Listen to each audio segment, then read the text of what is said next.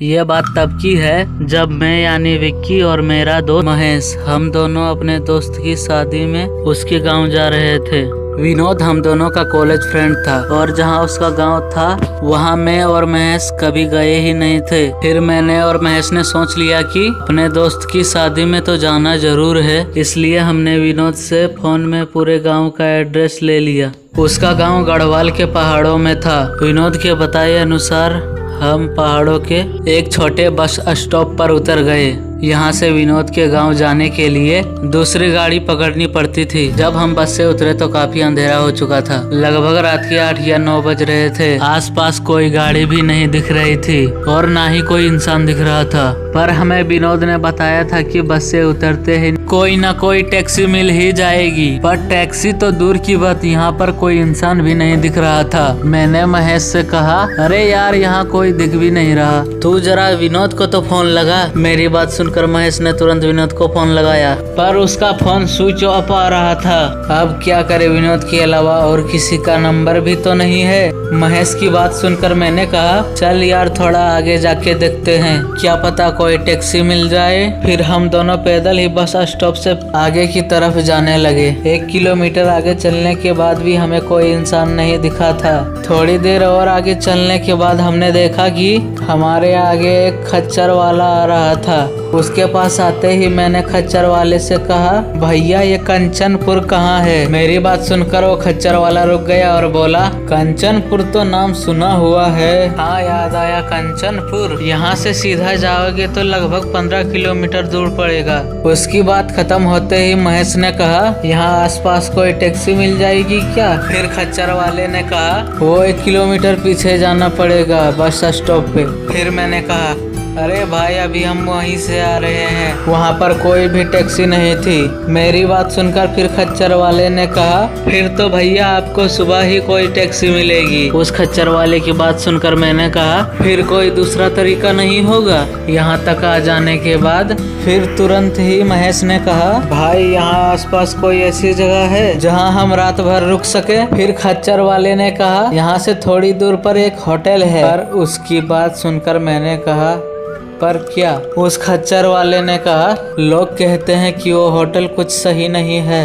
उसकी बात खत्म होते ही मैंने कहा, सही नहीं है का क्या मतलब है भाई, हम कुछ समझे नहीं। फिर उस खच्चर वाले ने कहा, यही कि लोगों का मानना है कि वो होटल भूतिया है और वहाँ जल्दी पर से कोई नहीं जाता। उसकी बात सुनकर महेश हंसने लगा और हंसते हुए कहा, वे यार तू भी कहाँ इन भूतों की बात कर रहा है, ये भूत वूत कुछ नहीं होता।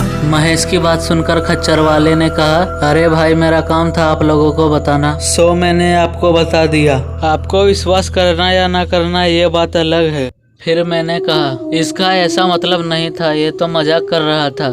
वैसे आपने कहाँ बताया था वो होटल। फिर खच्चर वाले ने कहा, यहाँ से थोड़ा आगे जाओगे तो होटल दिख जाएगा। हम जैसे ही वहाँ पहुँचे तो हमने देखा कि वो होटल देखने में काफी पुराना लग रहा था। उस होटल को देखकर महेश ने कहा, काश ये होटल बाहर से जैसा दिख रहा है वैसा अंदर से ना हो। फिर मैंने उसके बाद कहा, भाई मुझे तो सच में ये हॉन्टेड लग रहा है। मेरी बात सुनकर महेश ने कहा, अबे यार तू कहाँ उस खच्चर वाले की बात में आ रहा है, और चल देखते हैं कि कोई कमरा आज रात के लिए मिलेगा भी या नहीं। फिर हम दोनों उस होटल के अंदर जैसे ही गए तो हम दोनों की आंखें फटी की फटी रह गई, क्योंकि होटल अंदर से भी काफी गंदा और पुराना लग रहा था और होटल को देखकर ऐसा लग रहा था कि कई दिनों से साफ सफाई नहीं हुई हो। मैं और महेश यही सोच रहे थे, आखिर कोई इसमें रह कैसे सकता है, क्योंकि उस होटल से एक अजीब तरह की गंध आ रही थी। फिर भी हम दोनों होटल के अंदर गए। होटल के अंदर जाकर इधर उधर देखने लगे, पर होटल के अंदर हमें कोई भी नजर नहीं आ रहा था और उस होटल में एक अजीब सी शांति छाई थी जो मुझे कहीं ना कहीं चुभ रही थी। तभी महेश ने मुझसे कहा, ये होटल है या कबाड़ खाना, चल कोई बाहर दूसरा होटल ढूंढते हैं। मैंने कहा, भाई इतनी मुश्किल से तो यह होटल मिला है, नहीं तो यहाँ दूर दूर तक आसपास कोई होटल तो दूर की बात है, आसपास कोई घर भी नहीं दिख रहा है। हम दोनों यही सोच रहे थे, तभी हमारे पीछे से एक आवाज आई। हाँ जी सर, मैं आपकी क्या मदद कर सकता हूँ। आवाज सुनकर पीछे मुड़ के देखा तो हमारे पीछे 35 से 40 साल का एक आदमी खड़ा हुआ था और उसके कपड़े देखकर ऐसा लग रहा था जैसे वो इस होटल का मैनेजर होगा। फिर वो आदमी मेरे पास चल के आया और बोला, बोलिए सर, मैं आपकी क्या मदद कर सकता हूँ। फिर मैंने कहा, भैया क्या कोई रूम खाली होगा क्या। मेरी बात खत्म होते ही महेश ने मेरे कानों में कहा, भाई इसमें सारे रूम ही खाली है। मैंने अपनी कोहनी से महेश को हल्का सा मारा और धीरे से कहा, अबे चुप। तभी उस होटल के मैनेजर ने कहा, जी हाँ मिल जाएगा रूम। फिर रूम की बात करने के बाद वो आदमी हमें रूम के पास ले आया। फिर हम दोनों रूम में जाकर सीधा लेट गए क्योंकि हम दोनों काफी थक चुके थे और थोड़ी देर बाद हमारी आंख भी लग गई। फिर जब मेरी आंख खुली तो मैंने देखा कि महेश बिस्तर पे उठकर बैठा हुआ था।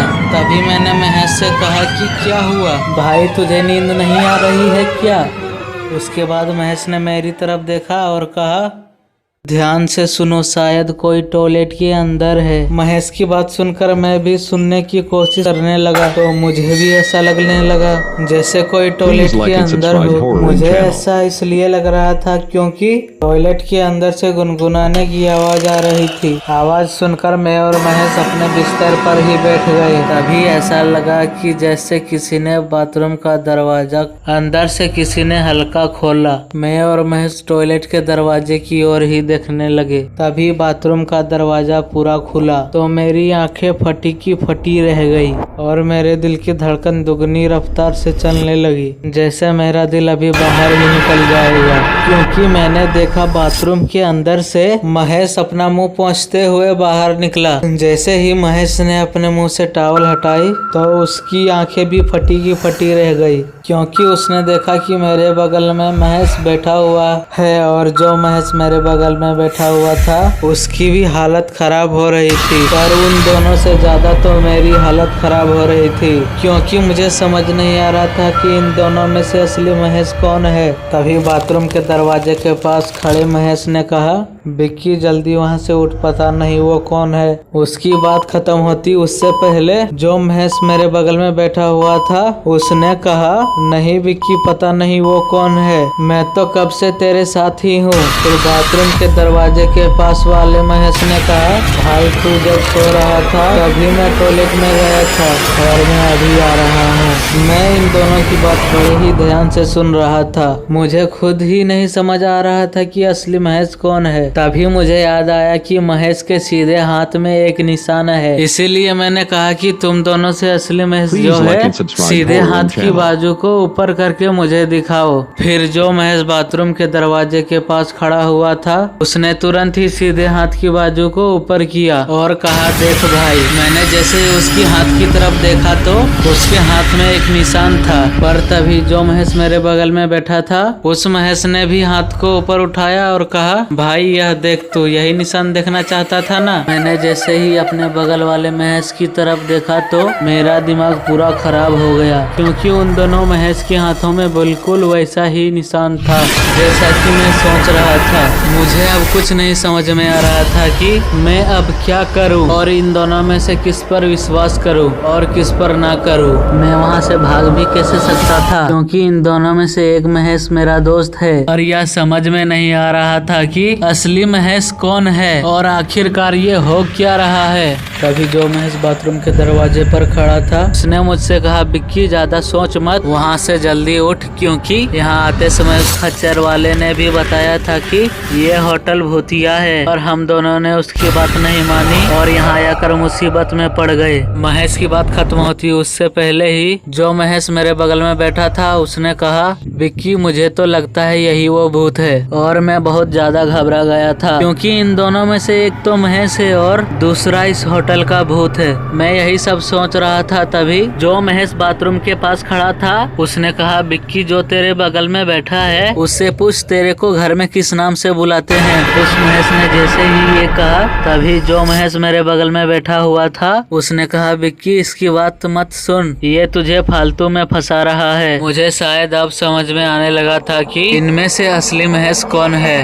और तभी जो महेश बाथरूम के दरवाजे के पास खड़ा हुआ था उसने कहा कि विक्की इसकी बातों में मत आना, इससे पूछना कि घर में तुझे किस नाम से बुलाते हैं, अभी फैसला हो जाएगा असली कौन है और नकली कौन है महेश। पर मैं यही सोच रहा था कि एकदम से पूछना सही नहीं होगा, क्योंकि जो महेश का रूप ले सकता है वो कुछ भी कर सकता है। और तभी जो महेश मेरे बगल में बैठा हुआ था उसने कहा, विक्की उठ और चल जल्दी मेरे साथ, हमारा यहाँ रुकना सही नहीं है। फिर मैंने अपनी चुप्पी तोड़ते हुए कहा, महेश तू बता देना कि घर में मुझे किस नाम से बुलाते हैं। पर जो महेश मेरे बगल में बैठा था उसने पहले तो कुछ नहीं कहा, पर थोड़ी देर में उसने कहा, विक्की तू मुझ पर शक कर रहा है। मैंने कहा, ना भाई शक नहीं कर रहा हूँ, पर बता देना फिर मैं बिल्कुल भी शक नहीं करूँगा। जो महेश बाथरूम के दरवाजे के पास खड़ा हुआ था उसने कहा, देखा विक्की इसे पता ही नहीं तो तुझे क्या बताएगा, अब जल्दी उठ वहाँ से। फिर मेरे बगल वाले महेश ने कहा, भाई मुझे पता है पर अभी याद नहीं आ रहा। भाई मैं महेश ही हूँ और वो झूठ बोल रहा है, तू चल मेरे साथ। उसके इतना कहते ही मैं तुरंत अपने बिस्तर से उतरा और तुरंत भागते हुए उस महेश के पास पहुंचा जो बाथरूम के दरवाजे के पास खड़ा हुआ था। फिर हम दोनों भागते हुए उस कमरे से बाहर निकले, सीधा उस होटल से बाहर जाने लगे। पर वो दूसरा महेश भी हमारे पीछे आने लगा और आवाज लगाते हुए बोल रहा था, विक्की रुक जा, मैं ही असली महेश हूँ, तू गलती कर रहा है।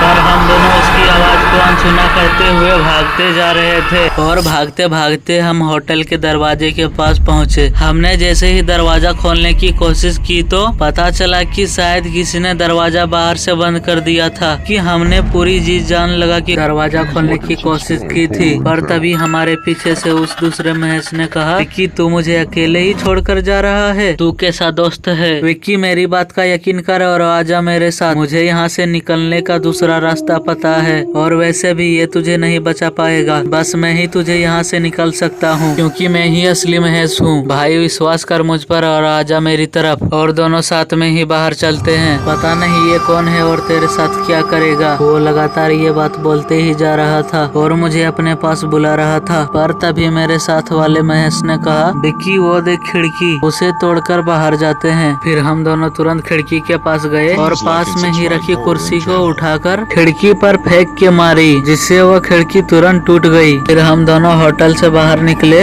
और दूसरा महेश होटल में ही रह गया और हम दोनों पैदल ही विनोद के घर की तरफ निकल गए। और जब हम विनोद के घर पहुंचे तो विनोद के घर वालों को सारी बात बताई। विनोद के माता पिता ने हमें बताया, अगर तुम गलती से भी उस दूसरे महेश पर विश्वास कर लेते तो तुम दोनों मारे जाते, क्योंकि उस होटल में जो भूत है वो पहले अपने ऊपर विश्वास कराता है फिर उसके बाद मारता है। आज उस घटना को पूरे 5 साल हो चुके हैं और आज भी मैं यही सोचकर डर जाता हूँ, मैं अगर गलती से भी उस पर विश्वास कर लेता तो फिर क्या होता।